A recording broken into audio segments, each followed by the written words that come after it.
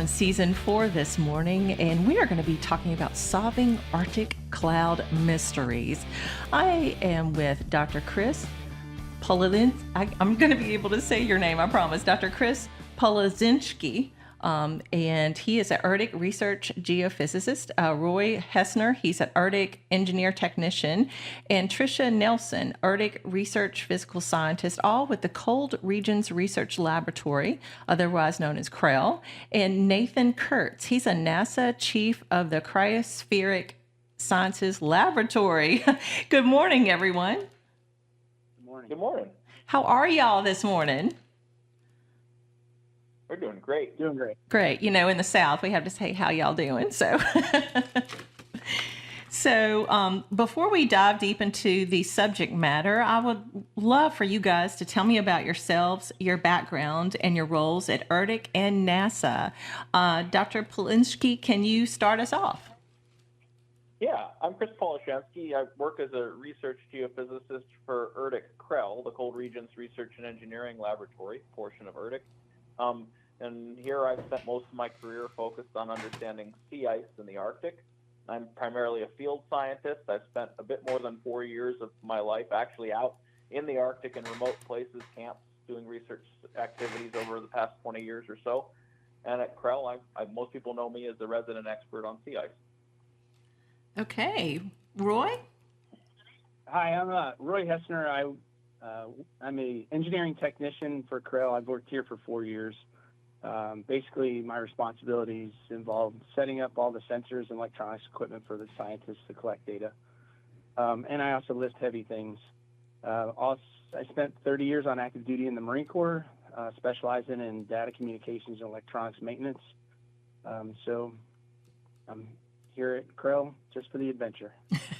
And I believe you guys have adventure. So, Tricia, you're next. I'm Tricia Nelsen. I'm a research physical scientist at CREL, and I focus on terrain characterization of Arctic environments using remote sensing methods. So I've worked on sea ice a bit, permafrost a bit, and snow a bit, and using all the same methods from satellite and drone imagery. And I've been at CREL for about 5 years now. Okay, Nathan. Hi, I'm Nathan Kurtz. I'm a research physicist at NASA, specifically NASA's Goddard Space Flight Center, just outside of Washington, D.C. I've been here for almost 20 years. I'm presently the chief of the Cryospheric Sciences Laboratory, so I lead the studies that NASA does of the ice-covered regions. I'm also the deputy project scientist for NASA's ISET-2 satellite mission. So it's a laser in space studying properties of the Arctic, the Antarctic, all over the globe, again, using the laser altimetry. I've primarily worked with remote sensing data, like satellite data. I've led many aircraft campaigns to the Arctic, so I also use a lot of aircraft data. But yeah, trying to use advanced technology methods to study the Earth and the ice on the Earth. All right, sounds great. Thank you guys so much for telling me about yourselves, and everyone will understand now the collaborative impact of what we're going to talk about today. And again, the theme for today is solving Arctic cloud mysteries. And so when most people think of NASA, they think of space exploration and rockets. But we're here today to talk about NASA's ARCSIX, which is a project centered around Arctic sea ice melt. What exactly is this research program, and why is it important? Yeah, I can answer that. So ARCSIX, it's an acronym, as NASA always uses acronyms. It stands for the Arctic Radiation Cloud Aerosol Surface Interaction Experiment. So the overarching goals are really to study things like clouds, sea ice, aerosols, so particles in the air, and how that's affecting the radiation balance in the Arctic especially. Because the Arctic has really been warming and changing, the radiation environment's been changing quite a bit recently. And so, I mean, many people think of NASA as just a space agency, space exploration, but NASA has a significant Earth science component. So we're using advanced technology. We're using satellite methods to look at the Earth from space. And so space gives us this really amazing perspective of what's happening on the whole of the Earth. And so NASA has a whole fleet of satellites that are measuring different properties of the Earth all the time, and giving us this broad understanding of what changes are happening to the planet. Some of those changes being, how is the ice melting over places like Greenland, Antarctica, and especially the sea ice that's melting in the Arctic at the present time. So many of NASA's Earth observing programs do involve satellites, but we also use aircraft observations. Reason for that, aircraft gives us a different perspective. You can't put the same instruments on a satellite as you can on the aircraft. And to a degree, you can get more accurate measurements with aircraft. But we also do boots on the ground work. That's where some of our most accurate measurements are going to come from. And so when we have a relatively new satellite in orbit, like with ICET-2, which was launched in 2018, we have to spend time understanding what is that satellite actually seeing, how accurate are the measurements that it's making. And so it's, taking together these pieces of evidence to solve something like a mystery. And so that mystery that we're trying to solve is that we've seen huge declines in the Arctic sea ice. So almost half of the ice in the summer in the Arctic has now been lost since we've been observing it since the late 70s. So that's almost 3 or 4 million square kilometers of ice that's been lost in the last few decades. And largely driven by that is because Arctic temperatures have been increasing about 4 times the global average. And so that's why we're conducting experiments like ARCSIX. So we're trying to find out, what's driving this significantly different temperature change in, radiation environment that the Arctic is seeing compared to the rest of the world. Why is it changing so much faster? And so that involves things like the ice, the clouds, the aerosols, trying to put everything together. And so that's why NASA is involved in a project like this. So fascinating. So, and here we go. So what role did CREL play in this mission, and how did the team contribute to the overall effort? Yeah, for this experiment, what the CREL team really provided was one component. Nathan was saying, well, we look at things from space. That gives us a huge view, but the accuracy is a little bit lower. We understand what we're seeing a little bit less. So sometimes he puts the airplane down underneath that to get a closer view, different types of sensors. And then the last type of observations, well, sometimes you just need to go on the ground. There are certain things you can only measure from being boots on the ground. And that's kind of something we're known for at CREL. Our group's got a lot of experience safely getting to really remote places, being comfortable working in those places, getting really high quality observations, building autonomous systems that can observe in those really harsh environments that we can leave behind and will keep giving us data over the coming months and years after we're there.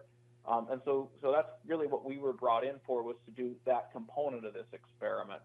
And since ARCSIX is really about measuring sunlight and infrared radiation, how they penetrate through Arctic clouds to interact with the sea ice on the surface, we need to understand what's going on with the sea ice. The airborne and satellite teams can get snapshots of the clouds up high. They can get snapshots of the surface, but they really need continuous measurements of the radiation balance at the surface. And they really need to see how the ice is growing or melting in response to that energy balance. And you really just can only get those things from on the ground. Now, some measurements, as Nathan was saying about ice thickness, can be made from space with ICESat-2, a laser. But even that depends on knowing how thick the snow is on top of the ice. And that can't easily be measured in space. So we also measured that, the thickness of the snow layer on the surface of the ice, and left behind sensors that would measure that over time. So, with all these different ground-based measurements available, I would say the value of the entire data set that ARCSIX collects, including the airborne and the space-based experiments, gets a lot higher. We have more clues, more pieces of the puzzle that we can put together to understand what's going on. And, the other teams could say the same thing. their airborne measurements are not just more valuable from the ground, the other way around works. So the ground measurements that we're taking are also much more valuable because they flew over in the air to provide context as well. And it's why collaboration on these big projects is important. When you get a whole team of different experts looking at the same problem like this from different perspectives, the plane flying over, understanding the structure in the cloud, and then the radiation sensor on the surface saying how much radiation is coming down to the surface from a cloud that has that structure, you can start to put the two pieces together and really understand the system quite a bit better.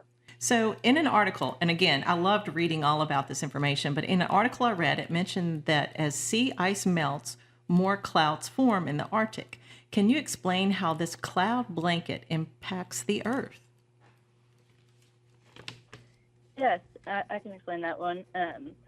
So as the sea ice melts and exposes open ocean, the water can evaporate from that open ocean, and the extra moisture makes it into the lower atmosphere.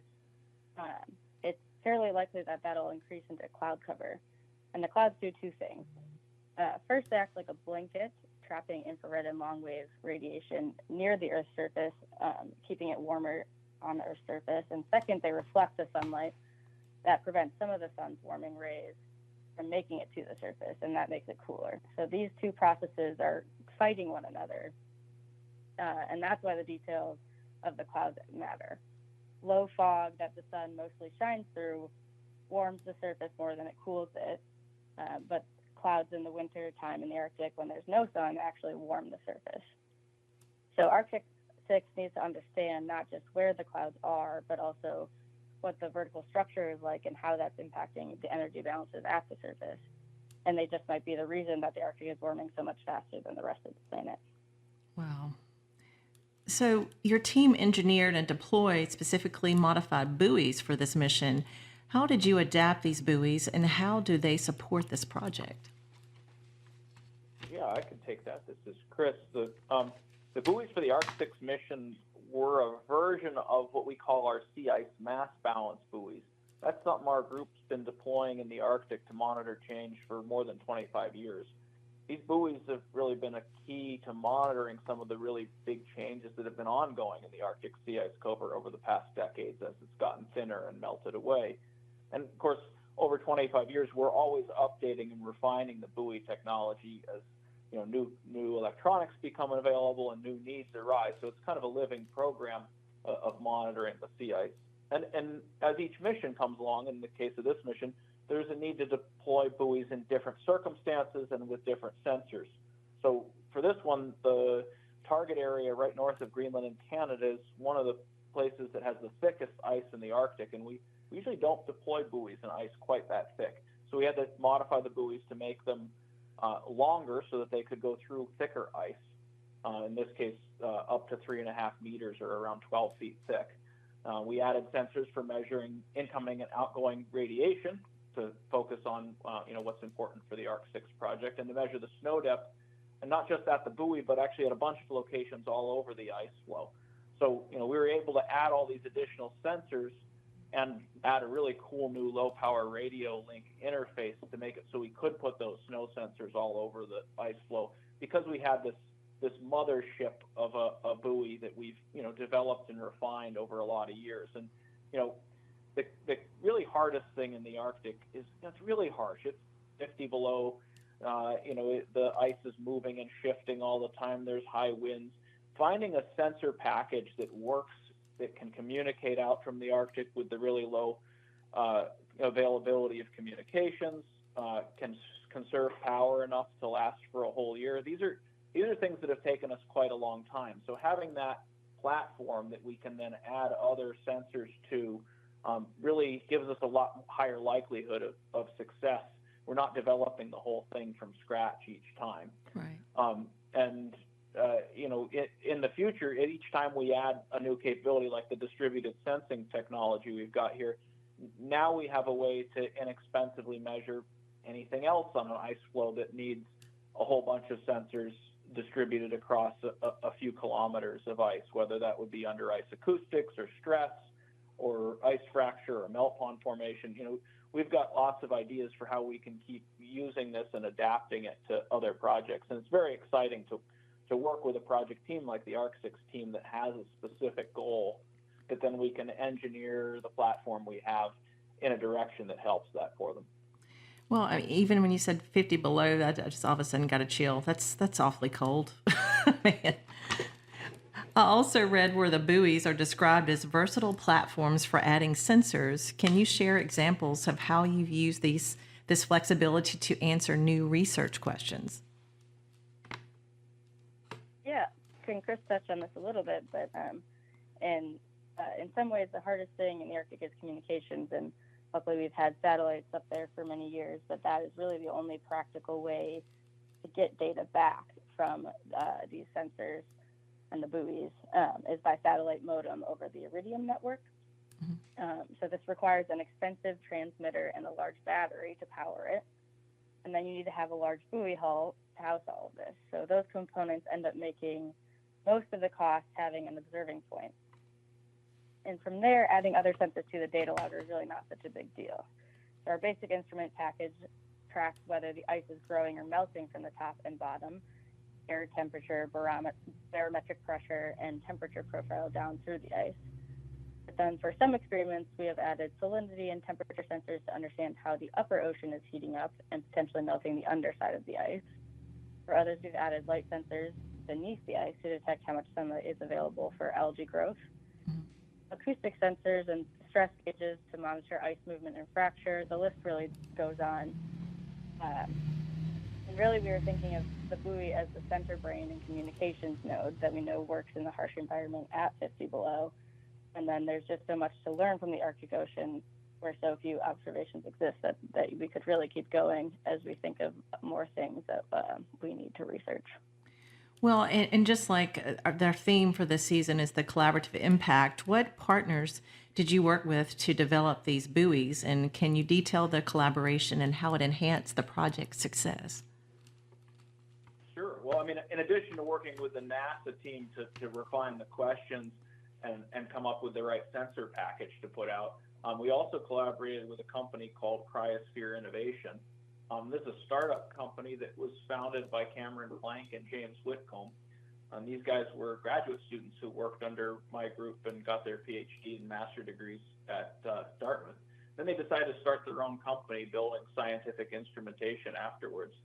And it's been a really cool partnership. They've helped push the technology to new levels and begun to introduce a lot of efficiencies in producing the buoys in greater quantity and at lower cost.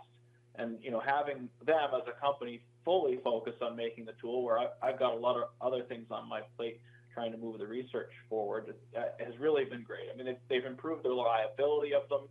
They've reduced the cost. And it really just lets me spend my day focusing on analyzing the data and working out what it all means, rather than spending so much time getting the electronics to work and communicate and bring the data back. And I think it's just really been a great public-private partnership that's saving us money, it's getting better results, and it's moving the science forward faster. And one really cool thing that's kind of come out of it is that they're now able to sell the buoys to other countries' research programs for other things. That's made our partners in the Arctic start to share the burden of monitoring. So, I log onto the Cryosphere website and I get to see that there's been new buoys deployed by the Germans and the South Koreans and the Canadians and the Norwegians and other allies kind of all over the Arctic. And each of those is also contributing to the overall picture of change in the Arctic. The barometric pressure and temperature from them is going into the world forecast models. And so in some ways, by transitioning this technology to Cryosphere Innovation as a company, we've been able to have a greater impact as more buoys are going out as a result of it. So logistically, deploying these buoys in such a remote part of the Arctic seems like it would be a huge challenge. So can you tell us a little more about these desolate locations and what are the most difficult aspects of reaching those areas? Sure. Yeah, I don't think of them as desolate. I love the Arctic. I think it's a wonderful place. You get to see polar bears and walruses and seals and whales and things like that while we're working. But it is certainly cold and not for everyone. So yeah, the area where NASA needed these buoys in this particular experiment, it's really hard to get to, like really hard to get to. I think of it as one of the most challenging places to get to on the planet. And I think of that as a guy who spends years of his life in remote places. So, sure you could get there if you fly over it on a jet, like from Frankfurt to Tokyo or something like that. And NASA can get there with their jet aircraft from Patuxent Space Force Base in a couple hours in northwest Greenland. But I'm talking about actually being able to stop and get out on the ground. And the jets need a few 1,000-foot perfectly smooth runway to land, and they can't set down on the sea ice. Right. And so, like, you think through your other options. Well, you can get an ice-breaking ship. Well, but not in this part of the Arctic and at this time of the year. The ice is too hard and too thick. You can't drive an icebreaker there. And while a lot of other areas we access with a helicopter, can't do that here. The distances are too great to the nearest place you could get fuel. You just can't carry enough fuel to get there. I mean, there's a few intrepid souls who've gone through this area by dog team trying to venture to the North Pole, but I am not quite that rugged, and not all of those folks made it. Right. So we get there on an aircraft that you kind of have to go back in time a little bit. We use a de Havilland DHC-6 Twin Otter. It's a short field capable takeoff aircraft. It's first built in 1960s, and they're cool machines. They can fly super slow. They can take off and land in 1,000 feet or less, and you can put skis on them. Plus, they've got like an 800-mile range, much further than most helicopters.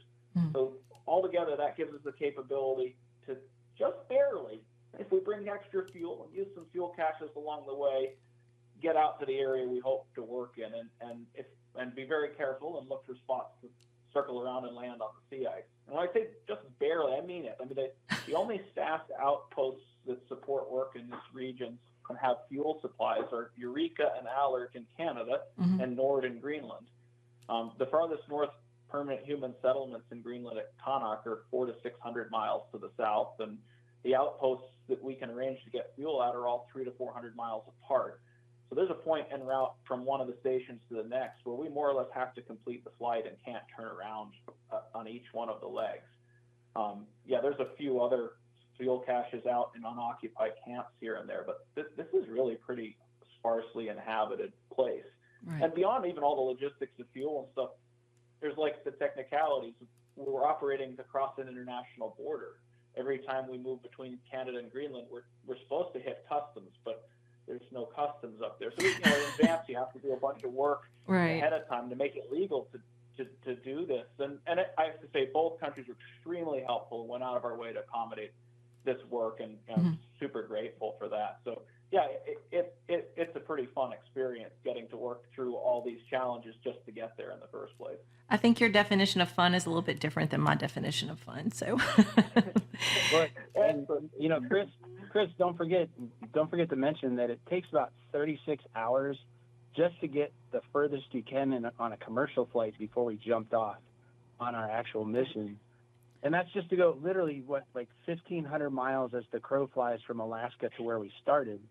And it was required, just a logistical nightmare. Wow. Okay, so once you made it to the site, how did the team manage the complex task of landing the planes and installing the buoys on the sea ice under such harsh conditions? So I'll take this one. This is Roy. Okay. So landing is definitely a challenge, as you can imagine. If anybody's ever seen the Arctic sea ice, it's not like an ice skating rink. It's full of pressure ridges, and the ice out there comes from different generations, years as it's freezing and thawing and cracking and all that. What's a pressure ridge? A pressure ridge is, Chris, you want to give them the technical definition of a pressure ridge? Sure. It's basically it's a mountain range out of sea ice. It's where two plates of ice come together and push against each other, and where they're pushed against each other, the ice breaks and pushes up into a great big pile. It's a mountain building in fast motion. Okay. Yeah. Continue, Roy. Definitely not a nice smooth field of ice to land on. But before that, in the morning, the pilot, co-pilot, and Chris, because he definitely understates his experience in the Arctic, but he's also a private pilot, so he understands all this stuff in great detail. But they spend the morning poring over satellite imagery of the site where we intend to go to make sure the weather's clear, because operating in the Arctic in poor light conditions can be problematic for the pilots and stuff. And they definitely went out of their way to minimize any safety concerns in a pretty challenging environment. Then we fly out to the basic area where we're looking to put the buoy by GPS coordinates, and then once we get there, then we have to start looking at the ice, and so they'll drop down to a lower altitude and start scouting the ice specifically. And again, Chris on his headphones, he's talking to the pilots because again, he's got years and years of experience. Tricia and I were pretty amazed at just like this pretty complex operation, but they're looking for basically a safe piece of ice to land on, which would be probably first year ice, like a lead that opened up that had refrozen, so it'd be nice and smooth, have a little bit of snow on them, but it's got to be old enough and thick enough to support the plane. So we're looking for something somewhere in the range of about 75 centimeters at a minimum to land on. And of course, that site has to be adjacent to multi-year ice that we want to put the buoy in. Right. So it's definitely there's a challenge out there. So if the ice looks good, they circle around and they get lower and lower until our pilot Troy is just a master, has a great reputation up there. Everybody who we talked to asked us who our pilot was, and as soon as we said Troy, they're like, "Oh, you're in good hands." You're good. Totally, yeah. It's definitely confidence building because, I've seen combat and I was more nervous about landing on the sea ice than I was in Iraq. I'll tell you that. Wow. So he gets hero status. Yeah, definitely. So, they would do a couple passes, getting lower and lower. A couple times they would get almost just off the snow, and they would take power off and come back around. So they really would check that prospective landing site out, and then and again, Chris is talking to them. They're all communicating. They would put the plane down, be very conservative because obviously we're a long way from home, and if they misjudge something, and Chris, we would talk about our safety briefs, and he would always, his favorite thing to say was, if we knock a nose wheel off out there, I'm like, stop talking about knocking a nose wheel off out in the middle of the Arctic. But he was just kind of emphasizing the point that we're a long way from help, and so we need to be extra sure of everything that we do. So to make sure they don't do a movie about the adventure. Right. Yeah, we have no intention of being Hollywood famous. Right. We can be Erdic podcast famous, but right. we don't need Hollywood famous. So once they felt confident, they would put the plane down. There'd be some bumps, and honestly, they were smoother. I can't even lie. They were smoother landing and taking off on that ice than the Alaska Airlines flights landed on an actual commercial runway. I was really impressed. Those guys did a great job. And the team is kind of a joke. I was usually nodding off before we even took off. It was that smooth. So that's pretty smooth. But once we hit the ice, that's when the action actually began. And we were on kind of a clock. Chris wanted us on the ice no longer than an hour. So it was kind of like a pit crew. NASCAR pit crew.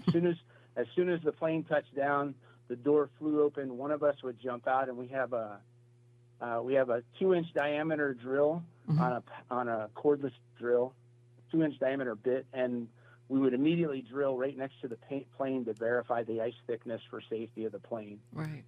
Then once we verified that we were on solid ice and there was nothing that we needed to be concerned about there, then Chris would search out the site that he found from the air, and he would test drill the hole there to verify that the ice was the appropriate thickness. So we're looking, we actually have to drill a 10-inch diameter hole all the way through the ice, no matter how thick it is, if we're going to deploy the buoy. And so we're looking for ice that's more than 2 meters but less than 3.5 meters, or about 7 to 12 feet thick is what that was our target. Once we figured out that the site was good, the plane was safe, the site was good, we would get out the power head and the auger. The auger had 2 12-foot flights and drills basically, and we would drill the first 6 feet down, pull it out, we'd put the other 6 feet on, and then we would drill until we broke through, and then we'd pull it out. The buoys are really kind of interesting too. They come in 3 8-foot sections in an 8-foot long crate. So once we got the hole drilled, we popped the lid off the buoy crate, and Chris and I would put the buoy together, and then we would, what do they weigh? Like 125 pounds or so. We would march it over to the hole, stand it up, and then lower it down into the hole. All the instruments are pre-installed. Everything is ready to go as soon as, we have to, the sensors on there, on the top and the bottom are a little fragile, so we have to be careful as we lower it in. And then once it's in place, we flip the switch on, make sure everything lights up the way it's supposed to, and then bury it all up. And while that's happening, Chris and I will be doing that part. And then and Tricia was magna probing. She was taking snow depth measurements, and even the pilot and co-pilot were also helping assemble things. Like I said, it was really kind of a pit crew mentality. Once we hit the ice, things happen pretty quick. Under the clock, I got it. So how important is it to understand the Arctic's radiator effect on the planet's energy balance? And what role do clouds play in this process? So I think, sorry, go ahead, Nathan. Oh, go ahead, Tricia. I think it's actually one of the most important things for folks to understand, where from something so far away that they don't think they need to understand, but what is happening up there really has a big influence on what happens climate-wise for the rest of the planet. So it might be far away from somebody living in Florida, but it really is going to have a big impact on them. And so it's an area of the planet that in net loses heat to space. But since it has been warming so much more rapidly than the rest of the planet, the Arctic is warming at about 4 times the rate. Its efficiency at getting rid of that extra heat is dropping really rapidly. And that will impact the temperatures on the rest of the planet more than folks mostly probably realize. And clouds are a key part of that process because they are one part of the Arctic system that might help explain why the temperature is increasing there so much more rapidly than elsewhere on the planet. As we mentioned before, they have the potential to act as a very effective blanket, reducing that energy loss, particularly if the type of clouds are just right in the summer or really any clouds in the winter. Nathan, if you have anything to add, feel free. Yeah, I'd just like to add, from NASA's perspective too, we use satellites to look at all parts of the Earth's climate system. So like Tricia was mentioning that the Arctic is radiating that heat, and that heat comes from the tropics, the equator. It's moving up to the poles. And so when you think of that movement, that's the atmospheric circulating. And so that's what drives our weather. So that drives our weather here, like in the U.S. So again, that's why it's really important to study the climate as a whole, and these different components, like the ice is a component that affects the climate around the world. This question is, the data from the buoys is publicly accessible. How can the public and researchers and even students benefit from this real-time data? I can take that. This is Chris. Well, the data is available in real time at cryosphereinnovation.com. And I just think it's some of the coolest data out there. There's a map that shows how the buoys and the ice they're in are drifting. A lot of people don't even know that the sea ice is moving and drifting all the time. The buoys move hundreds or even thousands of miles a year as they work their way across the Arctic. And that alone is pretty interesting to watch. So people can watch that. Sure, they can log right on and check out on the website anytime they want to.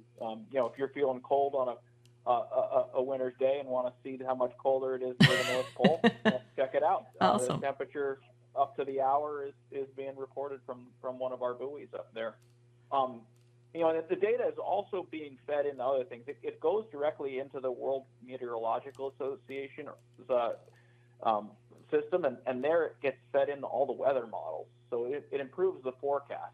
And we've really actually noticed while we do this work, there's so very few barometers, which, barometric pressure is something you can't observe from space. You have to be on the ground to put out a barometer. Mm-hmm. That the buoys have a really significant effect on improving forecasts. Like, we go up, we start a campaign, and we note that the weather forecasts are just not very good because we're working with aviation and flying out to all these places. So it's frustrating when the weather forecast is wrong as we're preparing to deploy the buoys. And then we put a big array out, and at the end of the experiment, the forecasts all improve considerably in the region up there. And also, this does have actually a measurable impact on forecast quality all the way down to the lower 48 because, as Nathan said, that this is the connection. The cold fronts that you get in the lower 48 all originate in the Arctic. So, getting their spilling out of the Arctic correct in the models is really key to getting them to show up in the lower 48, 3 days later in the prediction correctly. And then, lots of other researchers are using the buoy data for a wide range of analysis. I like to say that the ice is the truth. It balances out all the processes that impact the energy balance. If the Arctic's losing energy, we grow ice. If the Arctic's gaining energy, we melt ice. Right. And just by looking at the timing of when we grow ice or melt ice and how much we grow or melt, we can learn a lot about a particular process and whether a hypothesis is true or not. If somebody hypothesizes that it's the ocean melting the ice and the ocean has gotten warmer, well, it better melt on the bottom. And so, just by having the buoys out to tell you whether the ice is melting on the top or the bottom and when, we can check a lot of hypotheses. There's actually well over 100 scientific papers that have used the buoy data to check a theory, validate a model, conduct some type of analysis. So it's a data set that's it's baseline monitoring, and a lot of people can use it for a lot of different things, some of which we really just didn't even envision in the first place. Well, and again, thank you guys for what you do. It's so important. Your research is so important. So as we close out, what's a key takeaway from each of you that you'd like our listeners to have from this very valuable conversation? Chris, we'll start with you. Okay. Yeah, I guess I'd say the key I'd like to take away is that the Arctic and what happens in it is actually really tied pretty closely to what you do. That last cold front that came through, it's a good chance it originated in the Arctic. And if the Arctic continues to undergo real rapid change, well, there's a good chance it'll have an impact on the weather and the climate you're used to here at home. And since it's changing so much more rapidly than the rest of the planet, we kind of think the clues for what's in store as the climate changes are probably likely to be found there. Okay. Roy? Well, my takeaway is hang out with smart people. I've learned so much from Chris. We've had some pretty in-depth conversations about like the Greenland ice sheet and the Antarctic ice sheet and some things in the positive feedback loop, when ice starts to thaw and all that. And so it's just been really illuminating to me about the impacts. And here in the Corps of Engineers, we're not an activist organization. We have to engineer how do we live in this world. But climate change is a big part of that. And so understanding what's real and what's not real and what we hear in the news and what we can, expect in the future. And Chris has been a big part of that, shaping my worldview, and I appreciate that. So hang out with smart people. That happens. Okay. Tricia? I think, Chris said it better than I could, but I think just paying attention to what's happening in the Arctic, even if you're in a tropical place, is really important, especially at the rate that sea ice is melting and what we're losing and how that's going to feed back into the rest of the climate for everyone. I think that I feel really fortunate to have gotten to be in one of these places that as we were flying around, it's harder to find these landing zones. So Chris and the pilots were saying, and soon that might not be able to happen. So I feel very fortunate, and I think it's a place where people should be focusing on what's happening and thinking about how it affects their life. Fantastic. Nathan? Yeah, I'd like to emphasize, the amazing collaboration and partnerships that, make all this happen. NASA's trying to study the Arctic with, fancy technology and, aircraft overflights, satellites, things like that. But, really being able to partner with CREL to put these buoys, really helped this ARCSIX experiment tremendously. It dictated our flight lines, where we're flying. It's going to dictate how we're analyzing and understanding the data in such a, fundamentally new way. And so, this comes from us collaborating and working together across federal agencies. So, it's really nice seeing this come together, again, across the U.S. and then partnering with our international partners to be able to go into their airspace, deploy in their within the Arctic or around their different countries. So, we're doing this so that we can understand the planet, what's happening, how this is impacting everyone. And so, really working together on this it's a really good feeling to have.